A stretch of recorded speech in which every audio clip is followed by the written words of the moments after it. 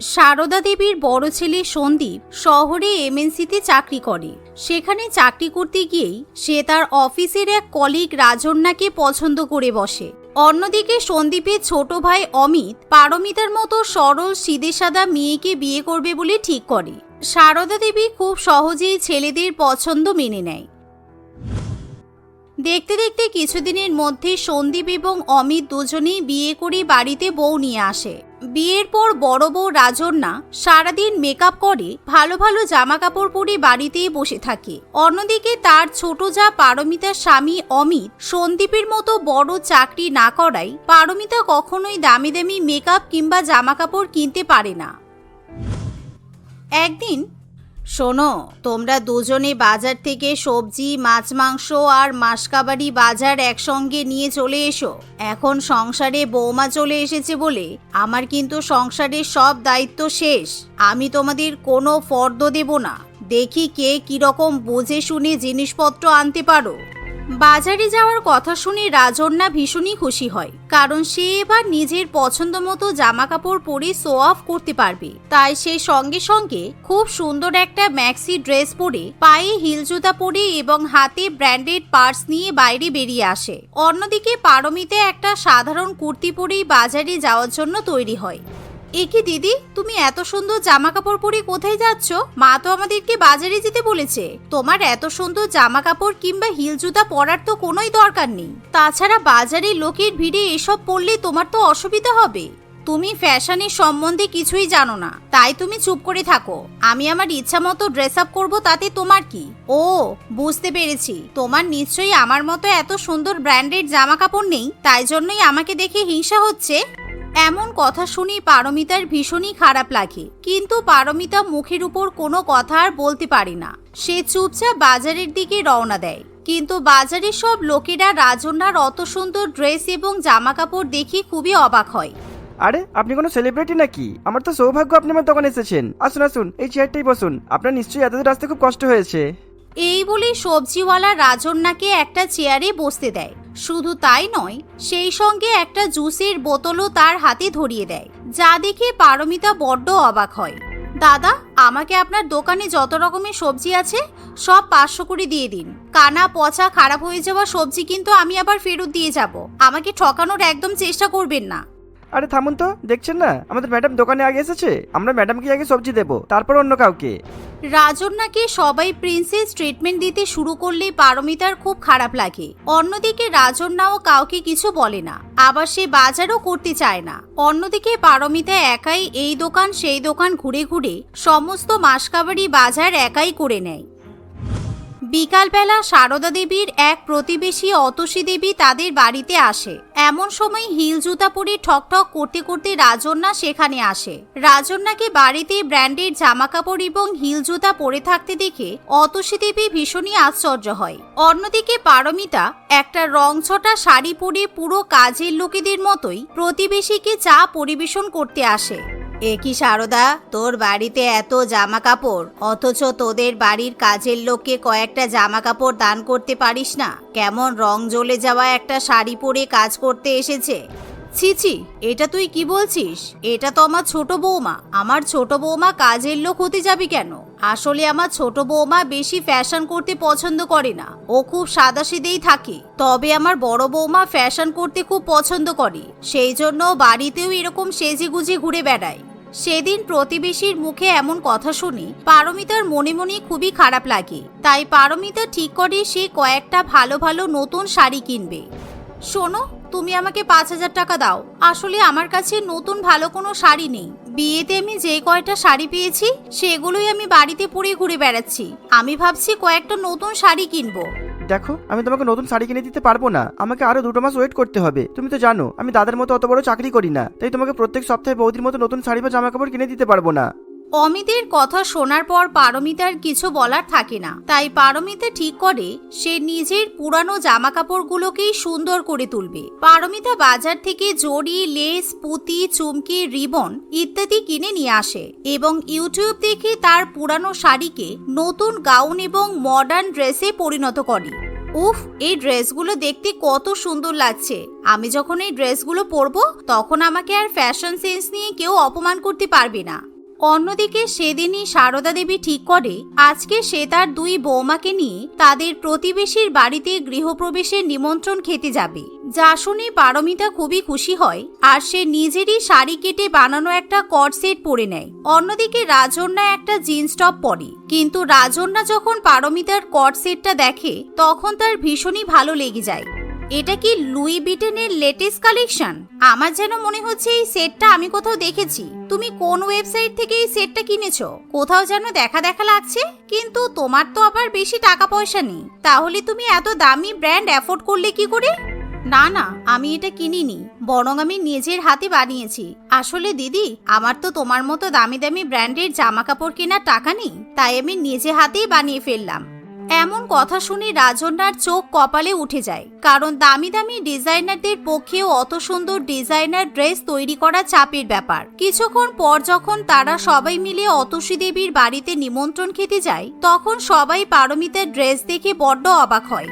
বাবা, কিরে সারদা, তোর বৌমাকে একদিন ভুল করে চিনতে পারিনি বলে আজকে তো একেবারে সিনেমার নায়িকাদের মতো সাজিয়ে গুছিয়ে এনেছিস। বা বৌমা, তোমার ড্রেসটা তো খুব সুন্দর হয়েছে দেখছি। এভাবে সবাই মিলে পারমিতার পোশাকের প্রশংসা করতে থাকে, যা দেখে রাজন্যার মনে মনে খুবই হিংসা হয় আর সে কিছুতেই সেখানে এক মুহূর্ত দাঁড়াতে চায় না। সে চুপচাপ সেখান থেকে চলে যায়। পরের দিন থেকে রাজন্যা নিজেকে আরো বেশি ফ্যাশনেবল করার চেষ্টা করে। সে প্রত্যেক দিনই বাড়িতে নতুন নতুন জামা জুতা পরে এবং মেকআপ করে থাকে। রাজন্যার অত ব্র্যান্ডেড জামা কাপড় থাকায় সে প্রায়ই বিউটি কন্টেস্টেও অংশগ্রহণ করে থাকে। অন্যদিকে পারমিতার নিজের শাড়ি কেটে নতুন মডার্ন জামা কাপড় বানাতে এতই ভালো লেগে যায় যে সে এখন প্রত্যেক দিনই নিত্য নতুন জামা কাপড় বানাতে থাকে। একদিন, বা ছোট বৌমা, তুমি তো দেখছি বড় বৌমার মতো দারুণ দারুণ জামা কাপড় নিজেই হাতে বানাতে পারো। তোমাকে আর জামা কাপড় কিনতে হবে না। তাহলে একটা কাজ করতে পারো তো, আমাদের শহরে একটা নতুন ফ্যাশন শো হচ্ছে শুনলাম, বড় বৌমা নাকি তাতে অংশগ্রহণ করছে। আমি বলি কি, তুমিও তোমার নামটা একবার লিখিয়ে নাও। ওই কন্টেস্টে জিততে পারলেই তোমাকে 5 লক্ষ টাকার পুরস্কার দেওয়া হবে। আর অমিতের ফ্যাক্টরির কাজটাও তো খুব বেশি ভালো চলছে না, তাই তুমি যদি ওই পুরস্কারটা পেতে পারো তাহলে অমিত কিন্তু একটা ভালো ব্যবসা খুলতে পারবে। শাশুড়ি মায়ের কথা শুনে পারমিতাও সেই ফ্যাশন কন্টেস্টে অংশগ্রহণ করবে বলে ঠিক করে, কিন্তু সে মনে মনে নানান কথা চিন্তা ভাবনা করতে থাকে। ফ্যাশন কন্টেস্টে নিশ্চয়ই সবাই অনেক ভালো ভালো ড্রেস পরে আসবে। আমি তোমার বড় জায়ের কাছে প্রথমেই হেরে যাব, কিন্তু তবুও একবার শেষ চেষ্টা করে দেখাই যাক। পারমিতা এভাবে আকাশ পাতাল অনেক কিছু ভাবতে থাকে। আর যেহেতু সেই ফ্যাশন শো 3 দিনের প্রোগ্রাম ছিল, তাই সমস্ত প্রতিযোগীকে 3 দিন 3 রকমের ভিন্ন জামাকাপড় পরে প্রতিযোগিতায় অংশগ্রহণ করতে হবে। সেই জন্য পারমিতার চিন্তার শেষ থাকে না। ফ্যাশন শো এর প্রথম দিন পারমিতা নিজের হাতে বানানো একটা জ্যাকেটওয়ালা লেহেঙ্গা পরে স্টেজে ওঠে। পারমিতার সেই অভিনব ড্রেস দেখে সবারই ভীষণ ভালো লেগে যায়। ওয়াও, বাকি অনেক কন্টেস্টাররাই সুন্দর সুন্দর জামা কাপড় পরে এসেছে, কিন্তু স্পেসিফিক্যালি এই কন্টেস্টার এত সুন্দর একটা ইউনিক ড্রেস পরে এসেছে, তাই এনাকে আমি 10-এ 10 দিচ্ছি। বাকি সব জাজেরাও পারমিতাকে 10-এ 10 দেয়, কারণ পারমিতার ড্রেস বাকি সকলের থেকে ভীষণই ইউনিক ছিল, যা দেখে রাজন্যা কিছুতেই সহ্য করতে পারে না। তুমি আবার আমাকে কপি করা শুরু করেছো? কিছুদিন আগে আমার মতো ড্রেস আপ করা শুরু করলে, এখন আবার আমি যে ফ্যাশন শোতে নাম লিখিয়েছি তুমিও দেখছি সেখানে এসে হাজির হয়েছো। ব্যাপারটা কি তোমার? না না দিদি, তুমি ভুল ভাবছো। আসলে আমার টাকার খুব দরকার, তাই আমি এই কন্টেস্টে অংশগ্রহণ করেছি। তবে তুমি চিন্তা করো না, আমার মনে হয় না আমি জিততে পারবো, কারণ আমার কাছে বাকি 2 দিন পরার মতো ভালো কোনো জামা নেই। এই শুনে রাজন্যা খুবই খুশি হয়। সে ভাবে পারমিতার কাছে সত্যিই ভালো কোনো জামা কাপড় নেই। বাকি 2 দিন রাজন্যা পারমিতার থেকেও ভালো ভালো জামা কাপড় পরবে বলে ঠিক করে, কিন্তু রাজন্যার ভাবনা ভুল হয়। কারণ পরের দিন রাজন্যার গোল্ডেন গাউন ছাপিয়ে পারমিতার চিকেন কারি লেহেঙ্গা জাজদের ভীষণই পছন্দ হয়। না, এটা কিছুতেই হতে পারে না। একটা গরিব মেয়ে আমার মতো একটা ব্র্যান্ডেড ড্রেস পরা ফ্যাশন আইকনের কাছে কিছুতেই জিতে যেতে পারি না। সেদিনও রাজন্যা পারমিতার কাছে হেরে যায়। পরের দিন রাজন্যা দেখে পারমিতা ফ্যাশন শোতে পরার জন্য একটা ড্রেস কেচে 3 তলা ছাদে মেলতে গেছে। পারমিতা নিচে নেমে এলে রাজন্যা 3 তলা ছাদে গিয়ে সেই ড্রেসটা টান মেরে পাশের পুকুরে ফেলে দেয়। ফলে কিছুক্ষণ পর পারমিতা কিছুতেই সেই ড্রেসটা খুঁজে পায় না। হায় রে, এবার কি হবে? আমি কত সুন্দর ড্রেস বানিয়ে রেখেছিলাম, এখন এইটুকু সময়ের মধ্যে আমি কিভাবে নতুন একটা ড্রেস পরে ফ্যাশন শোতে যাব? অন্যদিকে রাজন্যা ফ্যাশন শোয়ের লাস্ট দিনই একটা বিশাল বড় ঘেরওয়ালা লেহেঙ্গা পরে। এমনকি রাজন্যা নিজের জন্য একটা গ্র্যান্ড এন্ট্রি অ্যারেঞ্জ করে। রাজন্যা ঠিক করে সে গাড়ি থেকে বেরিয়ে রেড কার্পেটের উপর দিয়ে স্টাইল মেরে হাঁটতে হাঁটতে যাবে। আজকে তো স্টার অফ দ্য শো আমি নিজেই, পারমিতা আমার ধারে কাছেও ঘেঁষতে পারবে না। তাছাড়া ও আজকে কি পরে আসবে সেটাই দেখার বিষয়। ওর নতুন ড্রেসটা তো আমি নষ্ট করে ফেলেছি। এই ভাবতে ভাবতে রাজন্যা গাড়ি থেকে স্টাইল মেরে নামতে শুরু করে।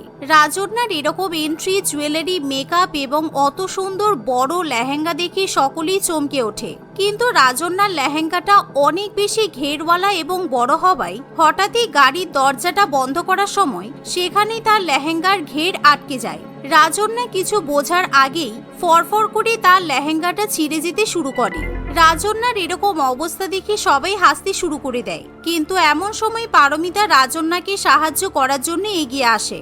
দাঁড়াও দিদি, আমি এখনই তোমার লেহেঙ্গাটা সেলাই করে দিচ্ছি, তুমি শুধু ভালো করে লেহেঙ্গাটা ধরে রাখো, আমার 5 মিনিট সময় লাগবে। এই বলে পারমিতা তখনই সূচ এবং সুতা ব্যবহার করে রাজন্যার লেহেঙ্গা সেলাই করে দিতে শুরু করে। রাজন্যার লেহেঙ্গা যে জায়গাটুকু ছিঁড়ে যায় সেখানে পারমিতা সুন্দর সুন্দর দুটো সাদা রঙের ফুল বানিয়ে দেয়। এমন সময় রাজন্যার চোখ পড়ে পারমিতার লাল গাউনের উপর। সেই লাল গাউন পরে পারমিতাকে একেবারে লাল পরীর মতো সুন্দর দেখায়।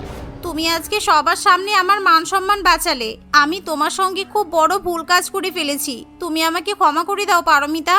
আরে না না দিদি, আমি তোমাকে ক্ষমা করতে যাব কেন? তোমার জন্যই তো আজকে আমি এই ফ্যাশন শো পর্যন্ত পৌঁছাতে পেরেছি। ফ্যাশন কাকে বলে আমি তো তোমার কাছ থেকেই শিখেছি, তা না হলে আমার মতো গরিব পরিবারের একজন মেয়ে এত দূর পর্যন্ত কখনোই পৌঁছাতে পারতো না।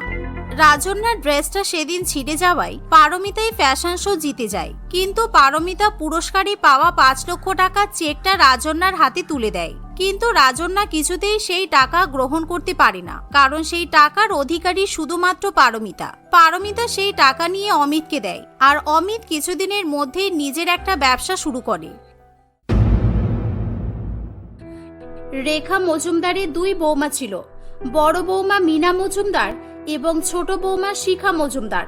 রেখা তার 2 বৌমাকে খুব আটকে রাখত। একরকম ভাবে বলা যায় যে রেখা তার 2 বৌমার উপর খুব অত্যাচার করত। 2 বৌমাকে কাবু করে রাখা রেখার খুব খারাপ অভ্যাস ছিল। তার মতে একটি শাশুড়ির আচরণ তার বৌমাদের উপর এরকমই হওয়া উচিত। আর এই কারণেই রেখা তার বড় বৌমাকে প্রথম থেকেই খুব অত্যাচার করে। একদিন রেখা তার বড় বৌমাকে বলে, মিনা, এক্ষুনি আমার ঘরে এসো।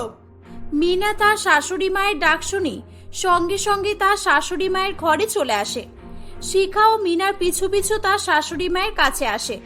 2 বৌমা তার শাশুড়ি মায়ের ঘরে এসে দেখে তার শাশুড়ি মা 2 পা মেলে খাটের উপর বসে আছে। মিনাকে দেখে তার শাশুড়ি মা হুকুম করে বলে, আমার পা দুটো খুব যন্ত্রণা করছে, বড় বৌমা তুমি এখানে বসে আমার পা দুটো টিপে দাও। কিন্তু মা, এখন আমার মেয়ে রিমিকে তো টিউশন থেকে আনার সময় হয়ে গেছে, আমাকে তো রিমিকে আনতে যেতে হবে। 5 মিনিট পর না হয় রিমিকে আনতে যাবে, এখন আমার পা টিপে দাও। মা, আমি আপনার পা টিপে দিচ্ছি, দিদি যাক না রিমিকে আনতে। ছুটির সময় রিমি যদি দিদিকে দেখতে না পায় তাহলে আবার কান্নাকাটি করবে। না ছোট বৌমা, তোমাকে আমার পা টিপতে হবে না, তুমি যাও, গিয়ে তুমি আমার জন্য চা করে নিয়ে এসো। কিন্তু মা, আমি তো শুধু বলেছি যে রিমিকে আগে আনা দরকার। আমি কি বলেছি শুনতে পাওনি? যাও, গিয়ে চা করে নিয়ে এসো, এখানে দাঁড়িয়ে আমার সঙ্গে তর্ক করতে হবে না। শাশুড়ি মায়ের এই কথা শুনে ছোট বউ রান্নাঘরে চলে যায়। এদিকে বড় বউ মিনা শাশুড়ি মায়ের পা টিপে তারপর রিমিকে আনতে চায়। তার মা অনেক দেরিতে আসায় রিমি খুব কান্নাকাটি শুরু করেছিল।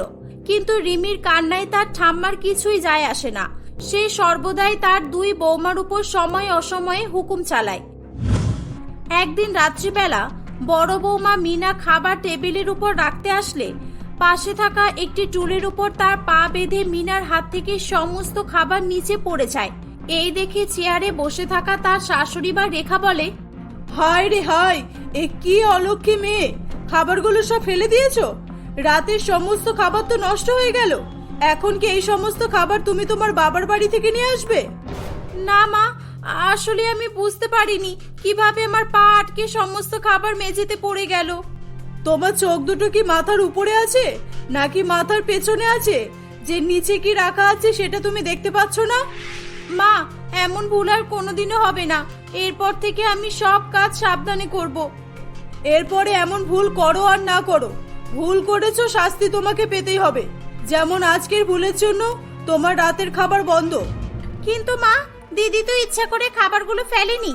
দিদির পায়ে লাগার কারণে দিদির হাত থেকে খাবারগুলো পড়ে গেছে। এতে তো দিদির কোনো দোষ নেই। ছোট বৌমা, তুমি দেখছি আজকাল আমার মুখের উপর খুব কথা বলছো। এক কাজ করো, তোমার দিদির শাস্তিটা না হয় তুমি মাথা পেতে নিয়ে নাও। কিন্তু মা, আপনি তো জানেন যে আমি 2 মাসের প্রেগনেন্ট। এমন সময় না খেয়ে থাকাটা আমার জন্য অসুবিধার সৃষ্টি করতে পারে। তাহলে তোমার এই কাচির মতো মুখটা চালানো বন্ধ রাখো। ঠিক আছে মা, আপনি ছোটকে কিছু বলবেন না। আমি আমার ভুলের শাস্তি মেনে নিচ্ছি। সেটাই বরং ভালো হবে তোমার জন্য। এই বলে রেখা সত্যি তার বড় বৌমাকে সেদিন রাতে খাবার খেতে দেয় না। এদিকে মায়ের উপর কথা বলার মতো সাহস কারোর ছিল না, তাই সেদিন রাতে মিনাকে না খেয়ে ঘুমিয়ে পড়তে হয়। এভাবেই তাদের দিন কাটতে থাকে। কয়েকদিন পর মিনা তার শাশুড়ি মায়ের কাছে এসে বলে, মা, আপনাকে একটা কথা বলার ছিল। হ্যাঁ, তাড়াতাড়ি বলো। এখন যেন এটা বলো না যে তোমার শরীর খারাপ তাই তুমি বাড়ির কাজ করতে পারবে না। এগুলো কিন্তু আমি শুনতে চাই না, আগেই বলে দিলাম। না মা, তেমনটা কিছু নয়। আপনাকে একটা ভালো খবর দেওয়ার ছিল। আসলে আমি মা হতে চলেছি। ও, তুমি আবার দ্বিতীয়বার প্রেগনেন্ট? ঠিক আছে, রিমির পরে আমি কিন্তু এবার ছেলে সন্তান চাই। তোমরা 2 বউ একসাথে প্রেগনেন্ট। বাড়ির সব কাজগুলো তোমরা নিজেদের মধ্যে ভাগাভাগি করে নাও। তোমাদের মধ্যে কেউ যদি প্রেগনেন্টের বাহানা করে কাজ না করে তাহলে আমার থেকে খারাপ কিন্তু কেউ হবে না। কিন্তু মা, এমন অবস্থায় তো শরীর একটু আধটু খারাপ হতেই পারে। আমি কিছু শুনতে চাই না, বললাম না? তোমাদের দুজনকে বাড়ির সব কাজ করতে হবে, মানে করতেই হবে। এই বলে তার শাশুড়ি মা সেখান থেকে চলে যায়। কিছুদিন পর মিনার পেটে খুব যন্ত্রণা করে। সে শিখাকে বলে, ছোট, কেন জানি না আমার পেটে খুব যন্ত্রণা করছে। কিন্তু দিদি, এমন অবস্থায় পেট যন্ত্রণা করা তো ভালো ব্যাপার নয়। তোমাকে খুব শীঘ্রই ডাক্তার দেখিয়ে নেওয়া উচিত। ঠিক সেই সময় তাদের শাশুড়ি মা রেখা সেখানে চলে আসে এবং তাদের কথা শুনে বলে, 2 বউয়ের একটুখানি শরীর খারাপ হলেই আগে ডাক্তারের কাছে দৌড়াবে। কোনো দরকার নেই ডাক্তারের কাছে যাওয়ার। মা, দিদিকে ডাক্তারের কাছে যেতে দিন। কালকে যদি দিদির শরীর আরো খারাপ করে তাহলে কি হবে? তা নিয়ে তোমাকে চিন্তা করার কোনো দরকার নেই। আমি আছি তো, আমি সবকিছু বুঝে নেব। থাক ছোট, ছেড়ে দে। আমি যাই, একটু বিশ্রাম নিই, সব ঠিক হয়ে যাবে। কোনো দরকার নেই বিশ্রাম করার। যাও, গিয়ে ছাদ থেকে জামা কাপড় তুলে নিয়ে এসো। শাশুড়ি মায়ের এমন কথা শুনে শিখার খুব রাগ হয়। মা, দিদির খুব পেটে ব্যথা হচ্ছে। দিদি কিভাবে ছাদে গিয়ে জামা কাপড় তুলে নিয়ে আসবে? তাতে কিচ্ছু হবে না, বরং একটু চলাফেরা করলে পেটের ব্যথা ঠিক হয়ে যাবে। এই বলে তার শাশুড়ি মা সেখান থেকে চলে যায়। মিনার শরীর আরো খারাপ হতে শুরু করে, কিন্তু এতে তার শাশুড়ি মায়ের কিছু যায় আসে না। এটা দেখে শিখার খুব রাগ হয়। সে ভাবে তার শাশুড়ি মাকে উচিত শিক্ষা দিতেই হবে। তাদের শাশুড়ি মা দুপুরবেলা খাওয়া দাওয়ার পর ঘুমিয়ে পড়লে শিখা তার শাশুড়ি মায়ের চোখের আড়াল করে মিনাকে ডাক্তারের কাছে নিয়ে যায়। ডাক্তার মিনা চেক আপ করার পর জানায় যে তাকে একদম বেড রেস্টে থাকতে হবে। এটা শুনে তারা বাড়ি চলে আসে। বাড়ি এসে মিনা শিখাকে বলে, ডাক্তার যে আমাকে পুরো বেড রেস্টে থাকতে বলেছে ছোট, তাহলে আমি ঘরের কাজ কিভাবে করব? ঘরের কাজ না করলে জানিস তো কি হবে। দিদি, তুমি বাড়ির কাজ নিয়ে চিন্তা করো না, আমি আছি তো। আমি তোমার ভাগের কাজগুলোও করে দেব, আর সেটা মাকে জানতে দিলে হবে না। কিন্তু ছোট, তুইও তো প্রেগনেন্ট, তুই কিভাবে সবকিছু একা একা করবি? দিদি, আমি সবকিছু করে নেব, তুমি বেশি চিন্তা করো না তো। তুমি এখন একটু আরাম করো। এই বলে শিখা সেখান থেকে চলে যায়। এভাবেই বেশ কিছু মাস কেটে যায়। রেখার 2 বৌমারই বাচ্চা হয়। ছোট বৌমা ছেলে হয়, কিন্তু বড় বৌমার আবারও মেয়ে হয়। এই নিয়ে তার শাশুড়ি মা রেখা তাকে সবসময় কথা শোনানো শুরু করে। মিনাকে তার শাশুড়ি বারবার কথা শোনাতে থাকলে শিখা তার শাশুড়ি মাকে বলে, মা, আপনি দিদিকে সব সময় কথা শোনাচ্ছেন কেন? দিদির মেয়ে হয়েছে, এতে দিদির তো কোনো হাত নেই, এটা তো সৃষ্টিকর্তার হাত।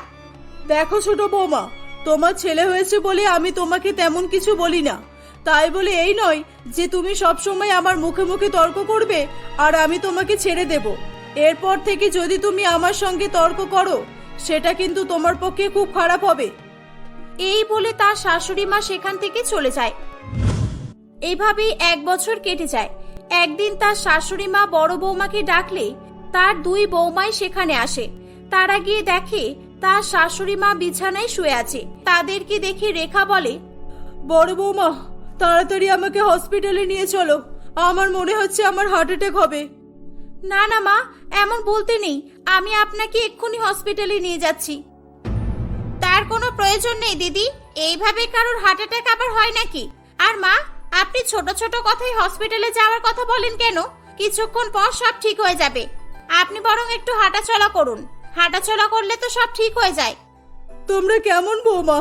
আমার কষ্ট হচ্ছে, তোমাদেরকে হসপিটালে নিয়ে যেতে বলছি আর তোমরা নিয়ে যাবে না বলছো। এখন আমার যদি কিছু হয়ে যায়? আপনাকে বলেছি না মা যে আপনার কিচ্ছু হবে না। আচ্ছা মা, আমরা দুজনে একটু বাজারে যাচ্ছি, আপনি একটু বাচ্চাদের খেয়াল রাখবেন। শিখার এই কথা শুনে মিনা অবাক হয়ে যায়। এসব কি কথা বলছিস ছোট? মায়ের শরীর খারাপ আর আমরা বাজারে চলে যাব, সেটা কিভাবে হয়? দিদি, তুমি কিছুক্ষণ চুপ করে থাকো, আমি যা করছি আমাকে করতে দাও। এই বলে শিখা তাদের 3 বাচ্চাকে তাদের শাশুড়ি মায়ের কাছে রেখে বাজারে চলে যাওয়ার বাহানা করে ঘরের থেকে বাইরে বেরিয়ে একটি জায়গায় লুকিয়ে থাকে। এদিকে 2 বৌমা চলে যাওয়ার পর রেখা বলে, আমার শরীর খারাপ আর 2 বৌমাই বাজারে চলে গেছে। এখন এই বাচ্চাদের কান্নায় আমার শরীর আরো বেশি খারাপ করছে। এই বলে কিছুক্ষণের মধ্যেই রেখা তার জ্ঞান হারিয়ে ফেলে। লুকিয়ে থাকা 2 বৌমা শাশুড়ি মায়ের এমন অবস্থা দেখে বাইরে বেরিয়ে আসে। মা, আপনার কি হয়েছে? এই নিন জল খান। মা, দেখুন না, আমি ডাক্তারকে বাড়িতে ডেকে এনেছি। ডাক্তার অভিষেক বাবু রেখা চেক আপ করে বলে, এখন আপনি পুরোপুরি সুস্থ আছেন। সবসময় রাগ করে মাথা গরম করার জন্য ব্লাড প্রেশার হাই হয়ে গিয়েছিল। আমি কিছু ওষুধ লিখে দিয়েছি, এগুলো কিনে খেয়ে নেবেন, সব ঠিক হয়ে যাবে। ডাক্তার বাবু, আপনি একটু আমার শাশুড়ি মাকে বোঝান যে মানুষকে কষ্ট দিলে শেষ পর্যন্ত ক্ষতিটা কিন্তু নিজেরই হয়। ডাক্তার বাবু, আমি আমার বৌমাদের কতবার করে বলেছি আমাকে হসপিটালে নিয়ে যেতে, কিন্তু তারা আমাকে হসপিটালে না গিয়ে বরং আমাকে একা রেখে বাজারে চলে গেছে। মা, আপনার মনে আছে দিদি যখন প্রেগন্যান্ট অবস্থায় ছিল আর দিদির পেটে ব্যথা করছিল, তখন আপনি দিদিকে হসপিটালে নিয়ে যেতে বারণ করেছিলেন। আমি যদি আপনাকে লুকিয়ে দিদিকে ডাক্তারের কাছে না নিয়ে যেতাম, তাহলে যে কি হতো সেটা উপরওয়ালাই জানে। ছোট, পুরানো কথা ছাড় না, আমার বাচ্চাদের সঙ্গে মায়ের অসুস্থতার কি সম্পর্ক আছে? সম্পর্ক আছে দিদি। যদি শাশুড়ি মায়ের শরীর খারাপ হয় তাহলে সব ঠিক আছে, কিন্তু যদি বৌমাদের শরীর খারাপ হয় তাহলে তিনি সেই অসুস্থ বৌমাকে দিয়ে বাড়ির সব কাজ করান। এটা কোথাকার নিয়ম? ছোট বৌমা শিখার মুখে এসব কথা শুনে রেখা নিজের ভুলগুলো বুঝতে পারে। আমি বুঝতে পেরেছি বৌমা, আমি তোমাদের সঙ্গে অনেক অন্যায় করেছি, আমাকে তোমরা দুজনে ক্ষমা করে দাও। এরপর থেকে আমি আর কোনোদিন তোমাদের উপর অন্যায় করব না। মা, আপনার কাছ থেকে আমার বদলা নেওয়ার কোনো ইচ্ছা ছিল না, কিন্তু কোনো কোনো সময় শাশুড়িদেরকে বোঝানোর জন্য বৌমাদের বদলা নিতে হয়। সত্যি ঠিকই বলেছো বৌমা, আজকে যদি তোমরা আমার সাথে এই কাজটা না করতে, তাহলে হয়তো আমি কোনোদিনও আমার ভুলগুলো বুঝতেই পারতাম না। তারপর থেকে আর কোনোদিনও রেখা তার বৌমার উপর অত্যাচার করতো না। এখন রেখা এবং তার 2 বৌমা একসঙ্গে মিলেমিশে সংসার করে।